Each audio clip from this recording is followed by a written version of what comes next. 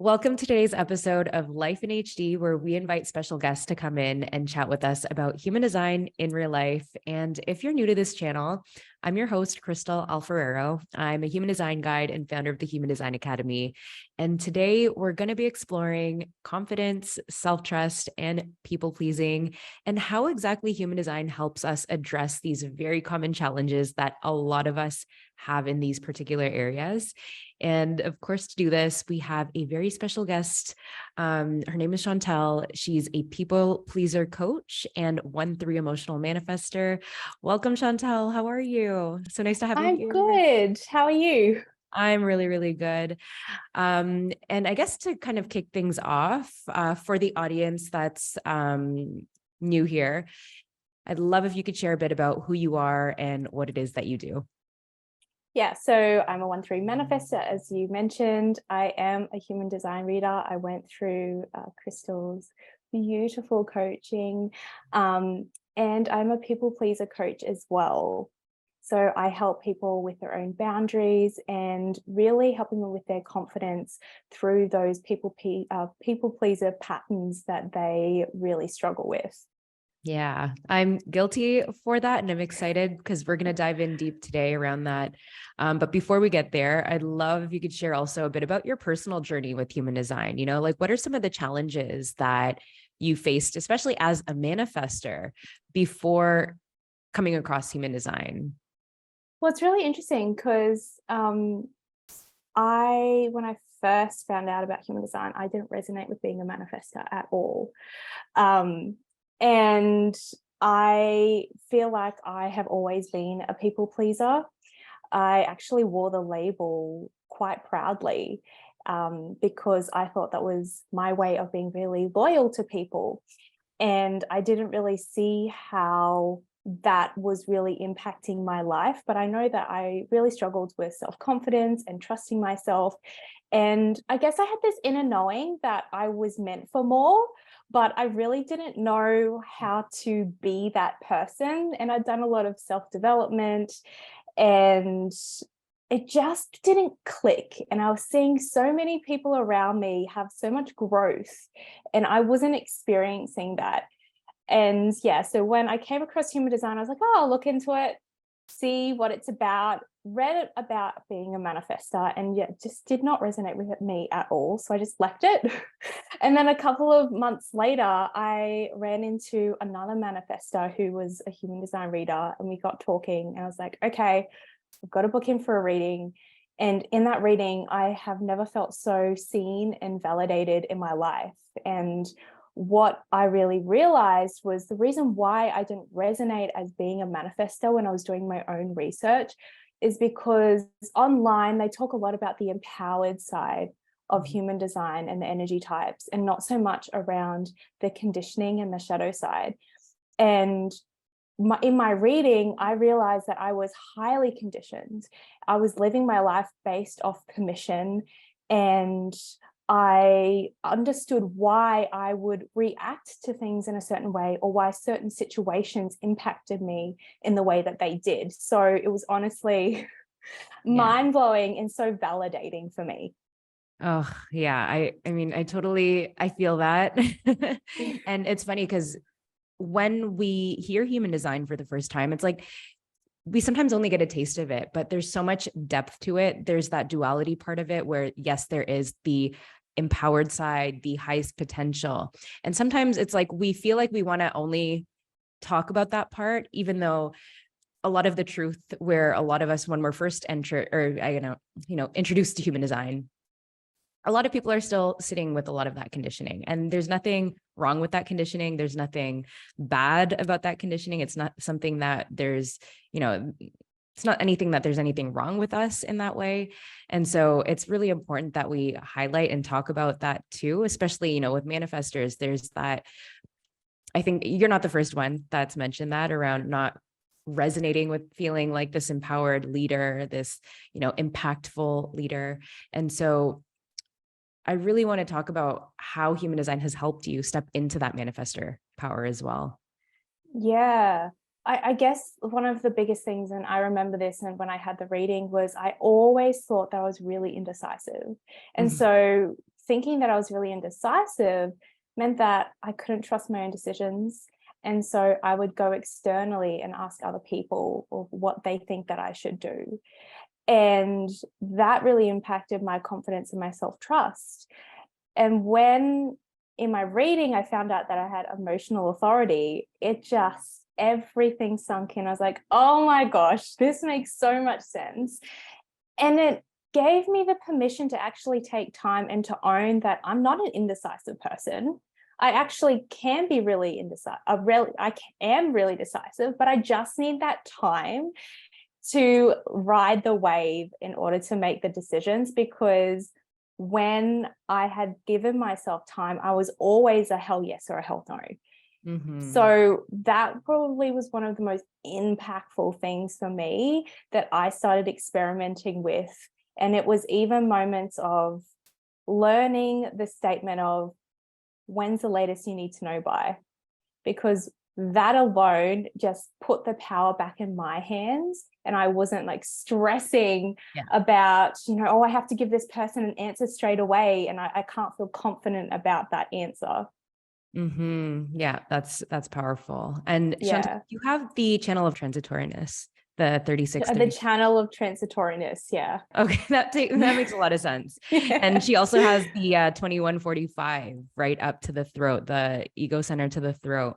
And so you can just see that Chantal's like this go-getter, potential go-getter, impact, like made with so much impact and a lot of openness as well, a lot of, flexibility in her design. And so you can see how a lot of that external energies can possibly influence you away from stepping into that, possibly distract you from living out the truth of what you're here to contribute. Your conscious sun is in that gate 8 as well. So there's so much here that you have and my Mercury as well. Yes. Oh my goodness.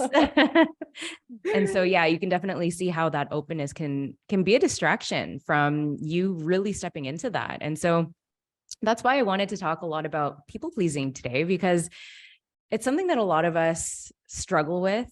And we don't realize that it's the people pleasing aspect that often stops us from stepping into that truth, stepping into speaking our truth, sharing our gifts, right? But I guess to kind of kick it off and ease our way into this discussion, what exactly does people pleasing mean? Like, how would you define that? Yeah, so people pleasing is going out of your way in order to make others happy, even if it's detriment to yourself. So that could look like saying yes to things when you really want to say no. It can be difficulty of speaking your own truth or your own opinion out of fear of stepping on other people's toes or being rejected. Really putting yourself after other people. And these are things that we really do subconsciously. And I do love that the people pleasing label is quite well known now, because that really is the first step, is really being aware that you are a people pleaser. But the next step is understanding how it's impacting your life, because I never really knew that it was impacting my life on a negative level. I was just like, oh yeah, I'm a people pleaser. That's just who I am, and that's okay.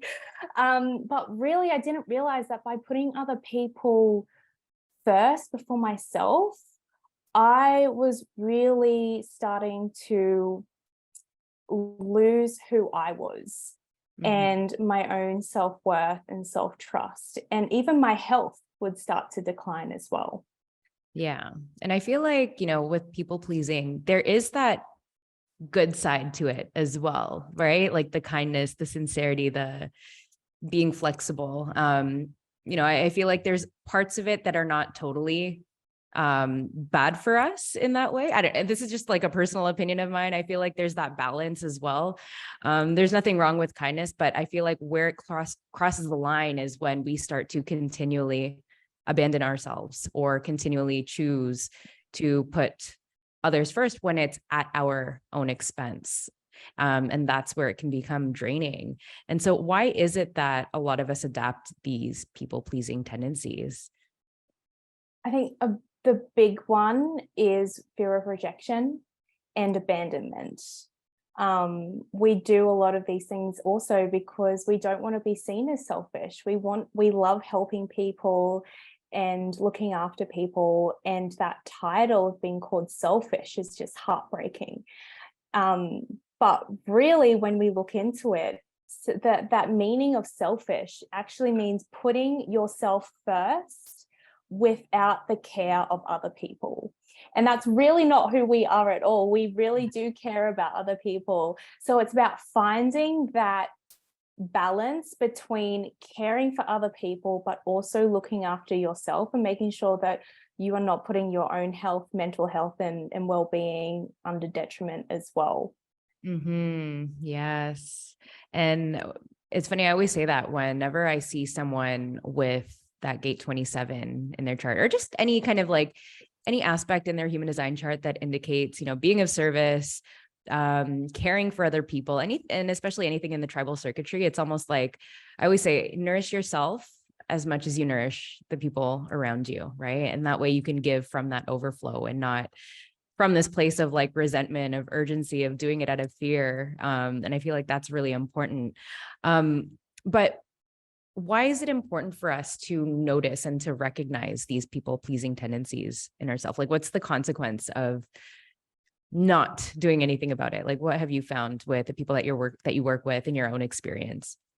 Yeah, there are so many things that pop up and we don't realize that it is as a result of our people pleasing. It can really affect our relationships, because when we are, saying yes to everyone, we can overload our plate and our calendar, and then overbook ourselves. And then we've got dramas there of conflict, right? And then there's also toxic relationships that we can fall into when people may take advantage of our beautiful nature of wanting to really help people. So there's so many different areas of our lives that the people pleasing can start to affect, and that's where like it is starting to notice where this is happening as your first step. Yeah. Oh, absolutely. It's very true. And how exactly does human design help someone move through these people pleasing tendencies? Or how do you use actually human design as a tool to support your clients in your coaching business? Yeah, I was looking into this when I first got into coaching, and I was like, because I love human design, it's so incredible. And I really wanted to use that in my people pleasing coaching. And I started, after I had seen a couple of clients, I started to notice a bit of a pattern between the energy types and also the energy centers.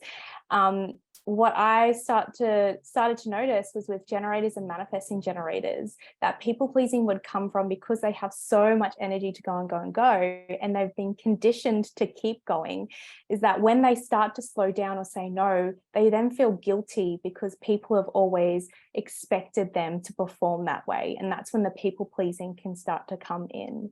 Whereas for projectors, because that recognition is so important for them, sometimes they will go out of their way to please other people in order to receive that recognition. Whereas manifestors, we people please in order to avoid any resistance at all, any conflict. And what I'm seeing in reflectors, it really depends on their environment that they're in, and also where the planets are aligned in that moment as to where the people pleasing comes in. So that's been really interesting to notice as I have been working with my clients. And also different energy centers as well, especially the root, the heart, and the G center. Yeah. Yeah. Yeah. G center, all about doing things to gain acceptance and love from others, and looking for that love, direction, and identity. And so that can definitely, I feel like that's where that, I call it the trifecta, the emotional center, the heart, and the G center together. Whenever you have that configuration, I feel like people pleaser, that's me. I mean, not to say that if it's defined that you won't have that, but I feel like there's just big tendency. And, you have this with reflectors, potentially self-projected projectors, mental projectors, like guaranteed that heart, solar plexus, and G center. And Are people surprised when you bring this up? Like, are people like, how do people react when you point this out to them? Like the different aspects in their chart that can relate to people pleasing? It's really a form of validation for them, because what I find in my readings and in my coaching is that people often think that there's something wrong with them and that they need fixing. And when I point this out to them, it's really this validation that they're perfect the way that they are and that there's nothing wrong with them. And that is so empowering to hear Yeah, that. Yeah. it really is. It really is. And, I feel like with people pleasing, boundary setting is probably like the number one biggest, I'm going to say challenge, Yeah. if that's the right word. But what would you say to someone that struggles to set boundaries for themselves as a people pleaser? Um, I always like to start with coming back to yourself and adding those little habits in. So, as you know, we are not supposed to make decisions with our mind. We are supposed to make decisions with our body based on what our authority is. And that is really what I teach my clients, is coming back into their bodies and starting to feel what feels right for them and what doesn't feel right, because that's going to help them to guide them on the next decisions to make. And then starting to add in daily habits of the morning that is really being aware and present, because when you're adding in those little moments of, whether it's going outside and standing in the grass, depending on what season you're in, or, taking a deep breath with your cup of tea or coffee and just like asking yourself, how do I feel in this moment right now?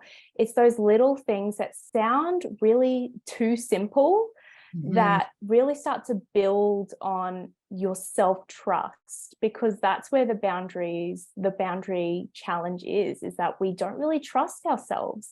So learning to come back to ourselves and trusting ourselves and understanding when our body is communicating to us and how it's communicating to us is the best way to really learn how to start to instill boundaries.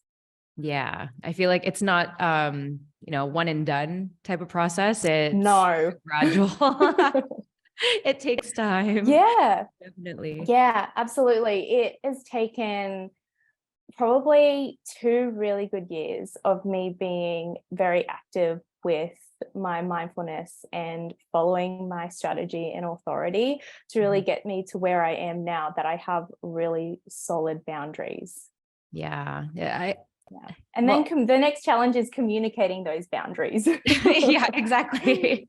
And knowing what those boundaries are, sometimes it's like we just feel overwhelmed in the moment and we aren't even aware that it's boundaries that we need. I feel like that is one of the things that I really struggled with in some of my relationships, where I felt like I was being overstepped, or I felt like, just the sudden Mm, chest tightness and resentment that was kind of building up. mm, And it wasn't really until I noticed that, okay, well, I think this boundary needs to be set. Like what this person is telling me right now, that's kind of out of their zone of what I'm asking for. So it's like setting certain boundaries um, is really, really important so that they're aware, because other people might not even be aware that that's what you need, right? It's, mm. I think boundaries is another way to put it, is communicating your needs to the other person, right? So that there's that Yeah, mutual absolutely. understanding there. Yeah, and starting small. I always like to tell my clients to just start really small, because it then sends a signal to our bodies that it's safe to do that again, and taking Yes. those baby steps. So whether it is, somebody sending you a text message asking if you want to go out for the night, and then just checking in with your body and seeing how you're feeling, and then being like, actually, no, tonight's not a good night. Sorry, maybe we can do next week instead. And then once you've done that, and it might be really scary and nervous up front, but once you do that, your body's like, oh, that was actually okay. Yeah. Everything's all good, and they're okay with that response as well. Maybe I can do this again.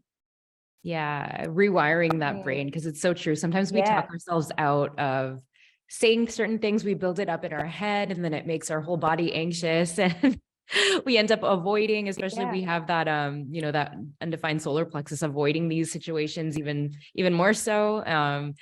But yeah, totally. Like, it's just about that, taking that corrective action and just doing it and putting it in place, and then doing it again and again and again until it Mm-hmm. becomes more of a habit. And I love what you said around telling your body that it's safe to set those boundaries, because we, and I guess like one of the things that I've learned over just my experience with people pleasing is that we develop that coping mechanism because we want to avoid that discomfort. As someone with an undefined solar plexus, avoiding that discomfort of what that person is going to react to, or what that person's reaction is, at least, right? And so it feels unsafe, or at least your mind is telling you Mm, that it's unsafe. But 9 times mm. out of 10, when we set those boundaries, as hard as it is, we don't end up getting that reaction that we thought we would, right? It always usually ends up better as well. Yeah. And also noticing when those feelings do come up, like the fast beating in our chest and the sweatiness and the nervousness, and just talking to yourself and being like, okay, so this is how I'm feeling right now. I'm feeling quite anxious, and let yourself move through that. I love incorporating a bit of somatics, which is all about moving and working with the body to release those emotions that we're holding on to as well. So if you are feeling really anxious um, and even a bit emotional around it, get up and move your body, especially the hips, because we hold this as women, especially we hold so much emotion and stress in our hips and our pelvis. So just moving around, doing a bit of a shake as well, can really help to move through those emotions, because it's that first initial like feelings that we get of, oh gosh, this is like new territory, we don't know what this feels like. So shaking the body off, taking a few deep breaths and being like, it's safe, I'm okay, let's keep going. Yes. Oh, that's so important, to get yourself in that regulated state first before Mm, jumping into these situations, which can cause you to like freeze and panic and then avoid it again. So yeah, I love somatics for that. Just creating that, internal safety first, coming back to the body. And from there, it just makes that process of setting certain boundaries a lot easier. You're like, okay, well, I feel mm. good. Therefore, I am safe. And yeah, this is necessary for me. So I love that. Um, and I guess, as a manifester, what's one piece of advice that you'd want to inform other manifestors to do if they struggle to resonate with their manifestor energy right now? Like, what's that first step that you'd recommend to get into alignment with it? I would really say playing with their authority, and just experimenting with that and seeing what feels right for them. Because when we can trust our own decisions, then everything else starts to fall into place. We can then trust that it's safe to inform as well, which is another scary step for us. But starting really small with little things, like just noticing how you interact with other people, or even how you write messages as well. I started, again, like living my life based off permission. I noticed how I would write emails when I was at work, and I would catch myself when I was doing this process and be like, hang on, is this really how I want to be? And then I'd rewrite it. Instead of asking the question of, is this okay? I'd be like, oh, actually, this is what I'm going to do. And I remember the first time that I wrote the email and I was like, I don't know how this is going to go. And then the email came back saying, great, that's a perfect idea. And I was like, oh my gosh, this is amazing. Informing actually works. So just taking those tiny steps and trusting in the process. Oh, honestly, like, as a projector, informing sounds terrifying for me. Oh my I God, it like to is. kind of Yeah. just sneak behind the scenes. Like, I totally resonate with that, kind of doing things mysteriously and then coming out with it. But again, like, I'm not a manifester, so I feel like people probably wouldn't even notice if I didn't inform at times. Although yes, it is very helpful. Again, so anyways, I'm kind of going off track there, but for anyone here that wants to know more about what you do, or maybe wants to work through their people-pleasing tendencies, wants to step into their power, whether as a manifestor, not as a manifestor, just really wants to step into their most confident self, highest potential. Is there anything that you're offering right now that you'd like to share with us, or anything that you can do, or anything that you'd like to share with our audience? Yeah, so I currently am working with one-on-one clients, and I am taking in some new clients at the moment on that, working on their people pleasing to really help them to stop people pleasing without the guilt, to get really rock solid boundaries and to trust themselves like never before. And there are so many layers with this, and I use human design so that they can feel really supported and hold their hand through this, because there's so many layers and working on it by yourself can be quite daunting at times. So that's where I work with my clients to really give them the tools in order to empower themselves, to really trust themselves to move forward and feel confident. Awesome. Yay, that's exciting. So Yeah. I'll leave everyone with Chantel's information down in the description below so that you can reach out, connect with her. And I guess to kind of wrap things up, one thing I always like to ask is, what's your favorite quote or mantra that you would like to share today?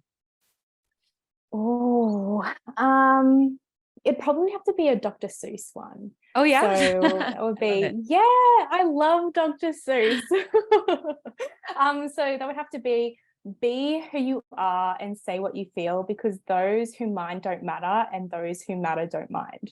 Oof, I love it. I feel like that's so fitting for human design. Like Yeah. it almost sounds like something that Ross has or would say, right? Yeah. I remember when I revisited it, I think I was reading a book, a Dr. Seuss book years ago, and I was like, oh my gosh, this is so powerful. So yeah, I love it. Yeah, it's funny, like going back to children's books as an adult, you see all the hidden lessons that are in there, and like the hidden, I don't know, like just the hidden messages that we probably Mm, didn't really notice when we were younger. yeah, absolutely. It is incredible. And it's so good that we have books like that, right? Because when we're children, that's when we're really learning everything that gives us the lessons and the framework to make us who we are now. Yeah. Oh, totally. Yeah. I love Yeah. this chat with you, Chantal. And I guess I just want to say thank you for taking the time to come on here and talk with us and share your gifts, share your energy, share that manifestor energy with us. So thank you so much, Chantal. I really appreciate it.